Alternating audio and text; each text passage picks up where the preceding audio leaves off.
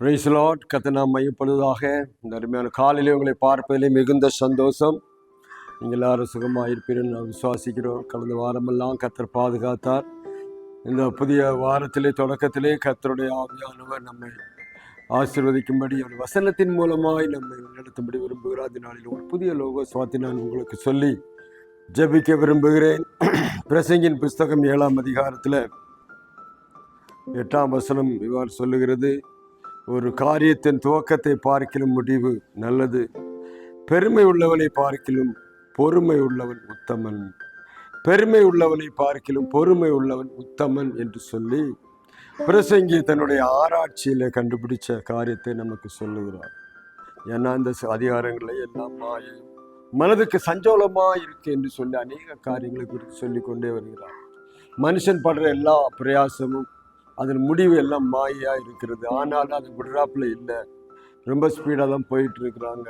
யாருமே உதவி இல்லாட்டாலும் யாருமே ஆள் இல்லாட்டாலும் அவன் ஓடி ஓடி சம்பாத்தியம் பண்ணுறான்.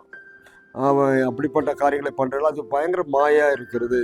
ஒரு காரியத்தின் துவக்கத்தை பார்க்கலும் முடிவு நல்லது என்று சொல்லி கண்டுபிடித்திருக்கிறார்.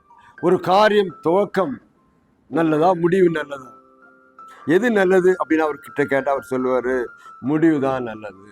ஏன்னா துவக்கம் எப்படி வேணாலும் தொடங்கலாம், அற்பமான ஆரம்பமாக இருக்கலாம், எப்படி வேணாலும் தொடங்கலாம். ஆனால் முடிக்கும் போது அது ஒரு பெர்ஃபெக்டாக இருக்க வேண்டும் என்று எல்லாம் நினைப்பாங்க. ஸோ எல்லாத்தையும் தொடங்கிடலாம், முடிக்க முடியாட்டா ரொம்ப இளனமாக பண்ணலாம். ஒரு வீட்டை கட்டுறோம், பாதியில் முடிக்க வச்சிட்டோம்னா என்ன நினைப்பாங்க, அது முடிச்சிட்டா தான் அதுக்கு ஒரு பெர்ஃபெக்ட் உண்டாகும். அது போல தான் எந்த ஒரு காரியத்தையும் துவக்கத்தை காட்டிலும் முடிவு நல்லது. அந்த முடிவு ஒரு மனுஷனுடைய வாழ்க்கையை மாற்றக்கூடியதாக இருக்கிறது சோதரர். அப்போ இவர் எதை குறித்து சொல்லுகிறார்? அது எந்த ஒரு காரியமா இருந்தாலும் அது ஒரு காரியத்தின் துவக்கம் என்று சொல்லார். ஒரு பிறப்பின் துவக்கம், ஒரு மனுஷனுடைய பிறப்பா இருக்கலாம், பிறந்து வளர்ந்து கடைசி அவன் முடிவு எப்படி இருக்கிறது, அது ரொம்ப முக்கியமான ஒரு காரியம். அவன் என்ன நம்ம உலக பிரகாரமாக சொன்னால் என்ன சாதிச்சிட்டான் அப்படின்னு கேட்பாங்க. முடிவு மிக முக்கியமானது. ஆனால் அதே சமயத்தில் ஆவிக்கிற வாழ்க்கையில் பார்க்கும்போது முடிவு அப்படின்னு பார்த்தா அவன் நித்திய ஜீவனுக்குள் போனானா போகலையா. அவன் வசனம் பவுல் சொல்லும்போது, நல்ல போராட்டத்தை போராடினேன், ஓட்டத்தை நான் முடித்தேன். ஓட்டத்தை நான் முடிச்சிட்டேன், இப்போ இது முதல் எனக்காக வைக்கப்பட்டிருக்க அந்த பரலோகத்துக்கு நான் போகிறேன்னு சொல்லிட்டு போகிறேன். முடிவு எப்படிப்பட்டது அப்படின்னு. அப்படியானால் நம்ம பிஸ்னஸ் பண்ணுறோம், நல்லா தொடங்குறோம், அதை செய்கிறோம், இதை செய்கிறோம், எது நல்லதுன்னு பார்த்தா முடிவு ரொம்ப நல்லது சோதனை. அப்போ ஒரு நல்ல முடிவுக்காக நம்ம காத்திருக்க வேண்டும், நல்ல முடிவுக்காக எதிர்பார்க்க வேண்டும். ஆண்டவரே என்னுடைய காரியங்கள் இப்படி இருக்குது, ஆனால் முடிவு நல்லதாக இருக்கட்டும் ஆண்டவரே.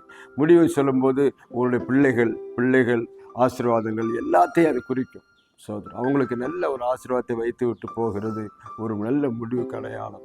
ஒரு நல்ல இடத்துக்கு போகிறது நல்ல முடிவுக்கு அடையாளம். பாருங்க, நாம் எங்கேயோ வாழ்ந்து எங்கேயோ பிறந்து எங்கேயோ வாழ்ந்து எங்கேயோ முடிச்சுட்டு நம்ம முடிவு காலம் எப்படி இருக்குது. கடைசி நாட்களில் பாருங்க, சில சமயத்தில் இந்த வயதான பிள்ளைகள், வயதான அம்மாமார், வயதானவர்கள் எல்லாம் பார்த்தீங்கன்னா அவர்களுக்கு இருக்க இடம் இல்லாமல், தங்க வசதி இல்லாமல் ஊராக சுற்றிட்டு ரோடோடாக இருப்பாங்க. ஆனால் ஒரு காலத்தில் அவங்க நல்ல நிலையில் இருந்தவர்களாக இருப்பாங்க. இப்போ கவனிக்க ஆள் இல்லை. அவங்க முடிவு அது கதியாய் யாரும் கவனிக்காதவர்களாக இருப்பதை பார்க்கும்போது ரொம்ப வேதனையாக இருக்கிறது சோத்திரம்.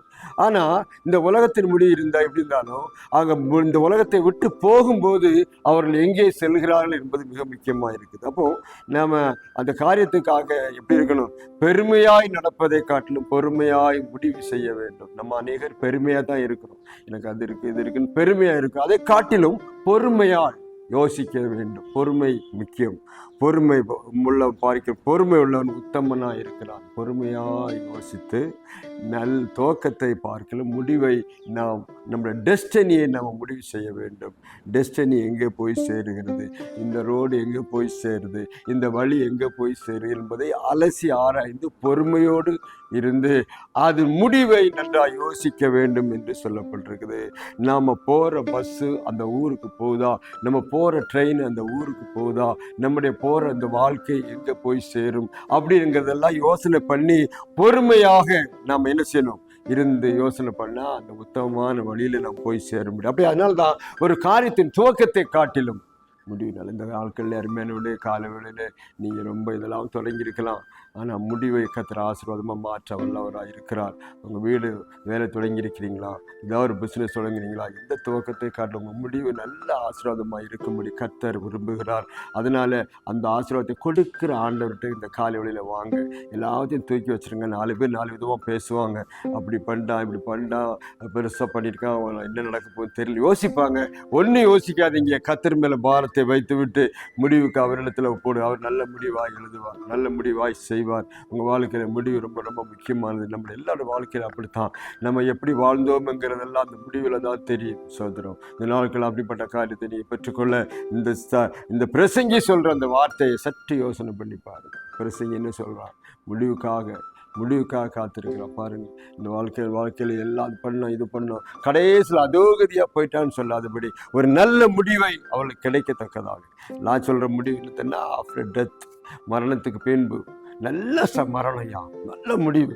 திடீர்னு போயிட்டாங்க. பாருங்க, சார்லஸ் என்பவர் பாருங்க, இப்போ சுட்டு கொண்டுட்டாங்க அமெரிக்காவில். அந்த மனுஷனோட முடிவை சொல்லும்போது ஜஸ்ட் அவங்க ஒரு ஷூட் பண்ண உடனே அவர் சொல்கிறாங்க, செக் பண்ணவங்க, எந்த வலி இல்லாமல் செத்துட்டாரு அப்படின்றான். செத்தது 32 வயசில், சாரிங்க 32 வயசில் செத்துட்டாரு. ஆனால் செல்லும்போது எந்த வலி இல்லாமல் செத்துட்டாருன்றார் சோதரர். ஆனால் அவர் செத்துட்டு பரலோகத்துக்கு போயிட்டுருக்கிறாருன்னு சொல்கிறாங்க. பரலோகத்துக்கு போயிருக்காரு அவர். அதனால தான் பாருங்கள், எல்லோரும் நாள் ஆரம்பிச்சிட்டாங்க.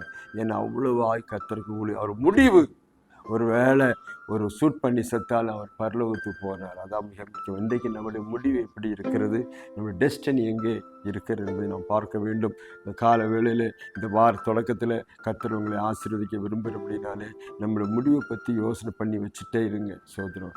நம்முடைய முடிவு, உங்கள் வேலையின் முடிவு, உங்களுடைய பிஸ்னஸின் முடிவு, உங்களுடைய தொடக்கம் எப்படி இருந்தாலும் பரவாயில்ல. முடிவை ஆசீர்வாதத்தை உண்டாக்குகிற கர்த்தரிடத்தில் இந்த கடைசி நாட்களில் வருவோம். இந்த காலவெளியில் அவரை தேடுங்க, குடும்பமாய் தேடுங்க.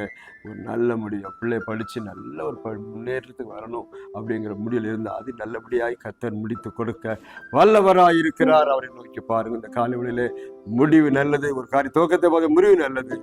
பெருமையுள்ள பெருமையும் உத்தமன் என்று சொன்ன அந்த வார்த்தை மறுபடியும் நினைவு கூறுங்கள். இந்த காலையில் உங்களுக்கு ஆட்சேபிக்கிறேன். பரலோகத்தின் பிதாவே, நல்ல ஆண்டவரே, ஆண்டவரே, ஒரு முடிவு நல்லது. தொடக்கம் எப்படி இருந்தாலும் முடிவு நல்ல ஆசீர்வாதமாக இருக்கணும்னு என்று சொல்லி விரும்புகிற தேவனுடைய கருத்தில் ஒப்புக் கொடுக்கிறோம். ஆண்டவரே, பிரசங்கி சொல்லும்போது அலசி ஆராய்ந்து பார்த்து முடிவுக்காக காத்திருக்கு. முடிவு நல்லது என்று சொன்னவர், இந்த நல்ல முடிவை எல்லாரும் பெற்றுக்கொள்ள, முடிவு காலத்திலே இருக்கிற பிள்ளைகள், முடிக்க முடியலே என்று சொல்லி கொண்டிருக்கிற பிள்ளைகள், ஒரு நல்ல முடிவை எதிர்பார்த்திருக்கிற எல்லாரையும் கர்த்தர் ஆசீர்வதியும். ரிசல்ட்டுக்காக வெயிட் பண்ணுற எல்லாரையும் கர்த்தர் ஆசீர்வதியும். நல்ல மார்க் கிடைக்கும்னு நினச்சிட்டு இருக்க எல்லாரையும் கர்த்தர் ஆசீர்வதிக்க ஒப்புக் கொடுக்கிறோம். எல்லாவற்றுக்கும் மேலாக ஆண்டவரே, எங்களுடைய டெஸ்டினியை நாங்கள் நிர்ணயம் பண்ணிக்கொள்ள உதவி செய்யுங்க. உம்முடையத்திலேயே நாங்கள் வருகிறோம். உம்மை நோக்கி பார்க்கிறோம். எல்லா ஜனங்களுக்காக செபிக்கிறோம். பார்த்து கேட்டுக்கொண்டிருக்கிற ஒவ்வொருவரையும் கர்த்தர் பிதா குமாரன் பரிசுத்த நாமத்தினாலே ஆசீர்வதிக்க ஒப்புக் கொடுக்கிறோம். காலை வேளையில் ஒரு புதிய திருப்பத்தையும் ஆசீர்வாதத்தையும் கட்டளையிட்டு ஆசீர்வதி நாமத்தை மையப்படுத்தும். இயேசு நாமத்தில் செபிக்கிறோம் பிதா. துவக்கத்தை காட்டிலும் முடிவு நல்லது. ஆசீர்வாதத்தை பெற்றுக்கொள்ள கர்த்தரிடத்தில் வாருங்கள். உத்தமமாக இருக்க ஒப்புக் கொடுங்க. பொறுமையாய் உங்களுடைய ஓட்டத்தை ஓடுங்கள். கர்த்தர் உங்களை ஆசீர்வதிப்பாராக. இன்னும் ஒரு லோக சுவாத்தி மூலமாக சந்திக்க வரலும் கர்த்தர் அம்மையை உங்களை எல்லாரையும் ஆசீர்வதிப்பாராக.